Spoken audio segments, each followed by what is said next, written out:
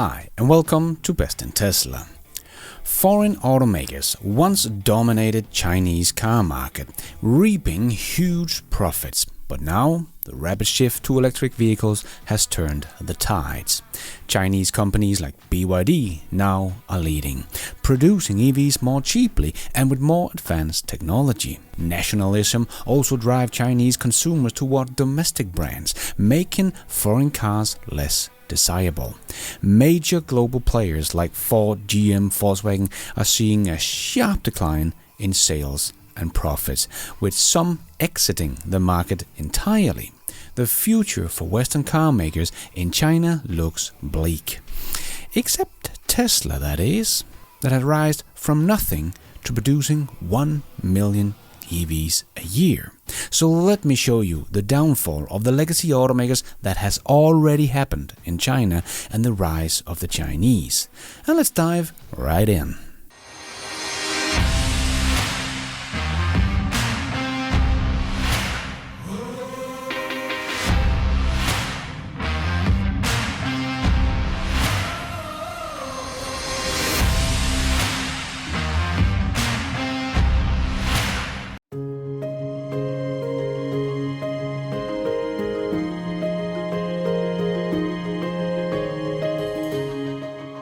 Michael Don wrote a newsletter about that China is done with global car makers.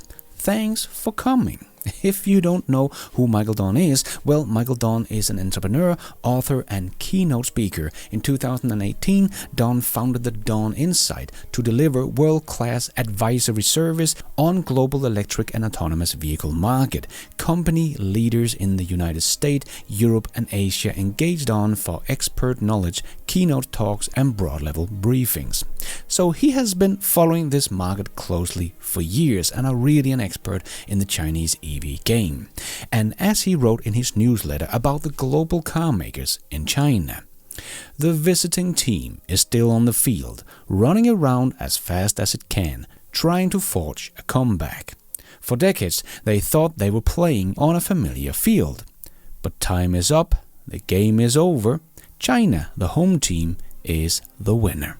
Spectators have just watched a sudden and catastrophic collapse of global automakers in China. Yes, China welcomed the Western automakers into their country, but only if they made a joint venture with the Chinese automakers. This to make sure that the knowledge from the European and the American automakers was shared with the Chinese. They didn't get any meaningful global sales in the ICE cars, but they saw that EVs were the future and started making EVs long before the Western automakers took the EVs and the Chinese automakers seriously. And they wanted Tesla so badly to come to China and produce EVs in the country that they allowed Tesla, as the only automaker in the world, to own 100% of their own factory. And Tesla is still today the only Western automaker with 100% self-owned factory. But the legacy automakers is now slowly getting kicked out of China as we speak, and the Chinese car makers are taking over, as Michael wrote in his newsletter. For most of this century, foreign brands totally dominated Chinese car market. Every year, they sold millions of cars and earned billions in profits. Chinese consumers swarmed into Buick, Volkswagen, BMW, and Toyota showrooms nationwide, happy to pay cash for the prestige of owning a brand that wasn't Chinese. China is our forever profit machine. My colleagues at GM like to humbly brag a decade ago. Back then, I ran GM's Indonesia operations. We can bank on an easy $2 billion dividend every year. Now, suddenly, the golden era is over. Sales and profits in the People's Republic are vanishing. And boards in Detroit, Wolfsburg, and Tokyo are stunned by the speed and intensity of the change. Just as we saw when Volkswagen was at the Shanghai Auto Show, after 4 years of the lockdown because of COVID, they were shocked at how far the Chinese automaker had come in such a short amount of time. As Audi CEO Deutschmann said at the time, the German auto industry has underestimated the strength of the Chinese competitors.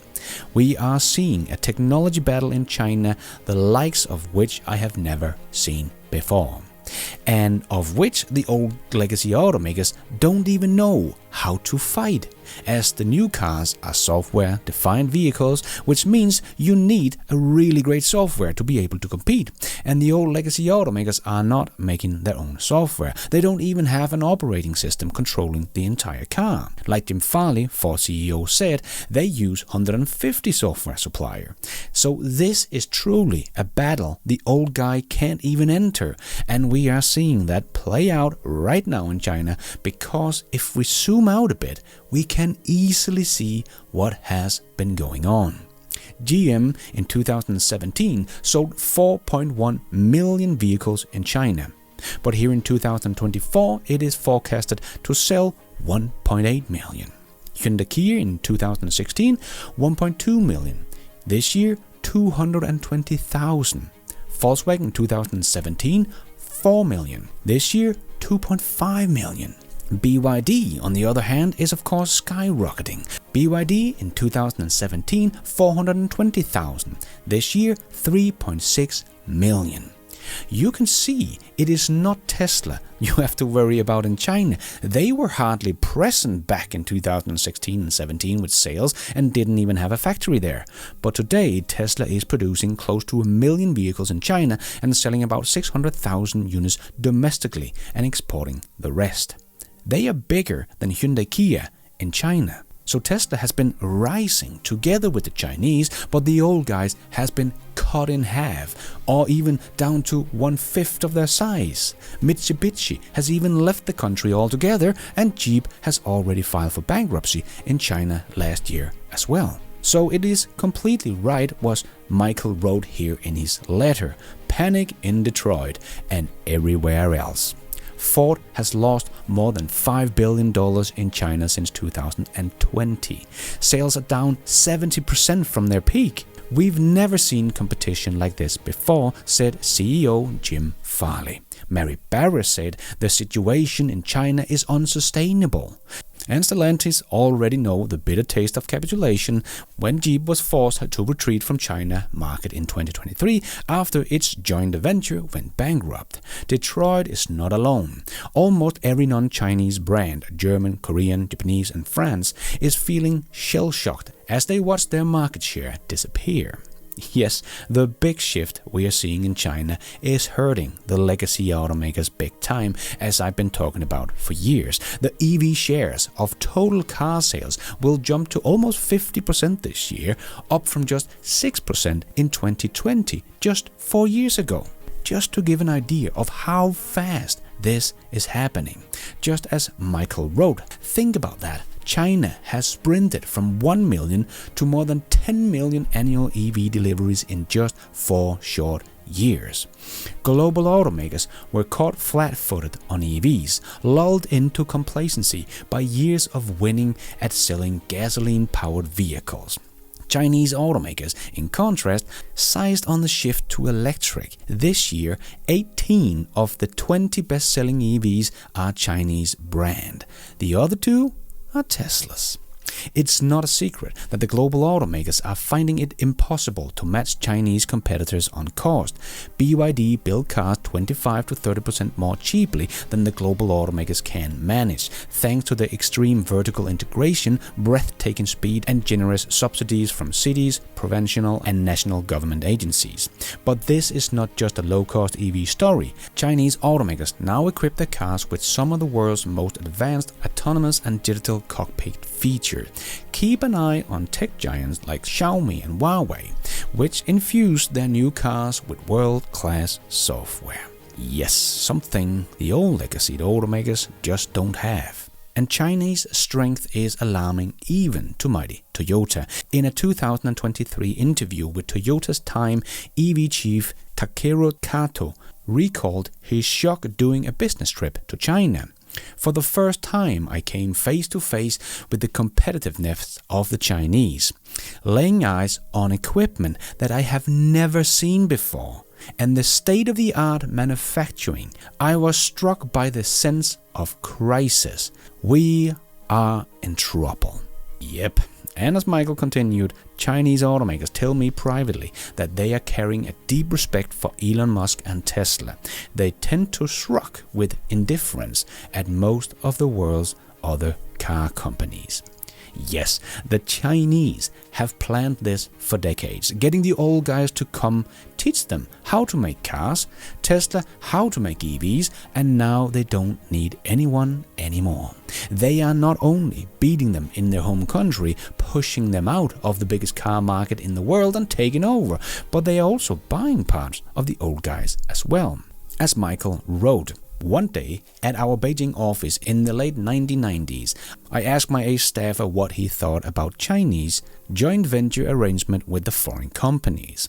It's okay for now, he said, until we kick your asses out of here. And that is exactly what is happening right now. BYD became China's best-selling brand last year, knocking Volkswagen off its top rank for the first time in 38 years. And China became the biggest exporter of cars, beating Japan for the first time. Chinese brands as a group are devouring market share at the expense of the once mighty foreign brands.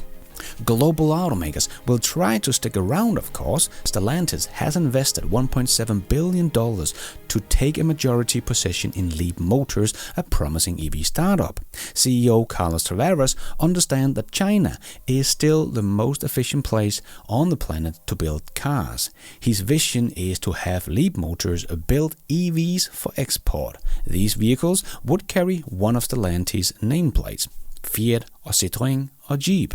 Volkswagen has made similar investment into Xpeng and other young Chinese EV companies. If you can't beat them, try a new role as junior partner. And yes, the old guys are helping the young EV startup, but that only shows us that they can't make software-defined vehicles that the Chinese people want. They need help from the Chinese. The tables have suddenly turned. Now it is the legacy automakers that need the knowledge from the Chinese and not the other way around. Other global companies are working hard to shake free from the shackles of their joint ventures commitment, but that is harder said than done. Word on the street is that Toyota hoped to create wholly owned operations similar to the one Tesla operates in Shanghai, but Toyota's own joint partner FAW and GAC of course have objections to that move. So that will probably never happen. The Chinese would much rather build those EVs themselves than give them all over to the Japanese.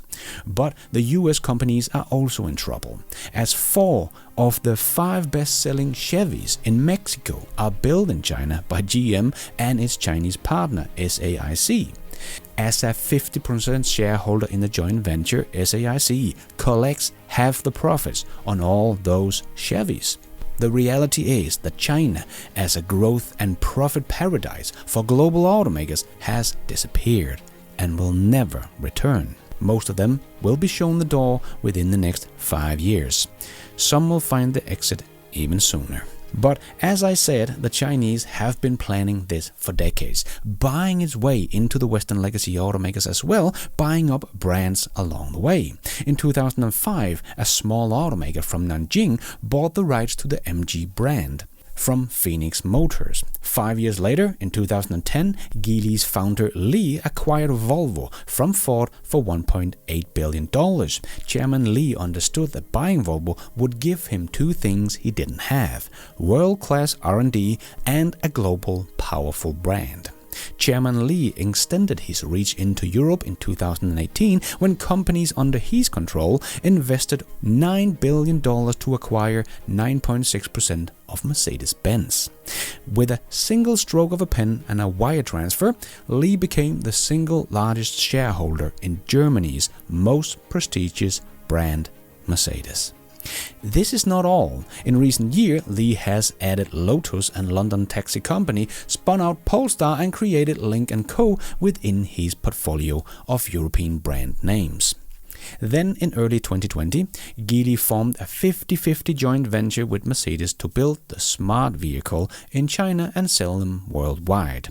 And that is why someone like Mercedes has been out saying that we should not put tariffs on cars made in China that comes to Europe because they have so many cars made in China and sell them here in Europe. So what we're seeing playing out right now has been in the making for decades. We are stepping into a new era where Chinese automakers dominate the home market, which is the biggest car market in the world, and where the old guys used to get most of their profits. Many will say this outcome was inevitable, but no one saw it coming this fast. And legacy automakers? Well, they didn't seem to see it coming at all. And thank you for watching. And until next time, take care out there and be nice.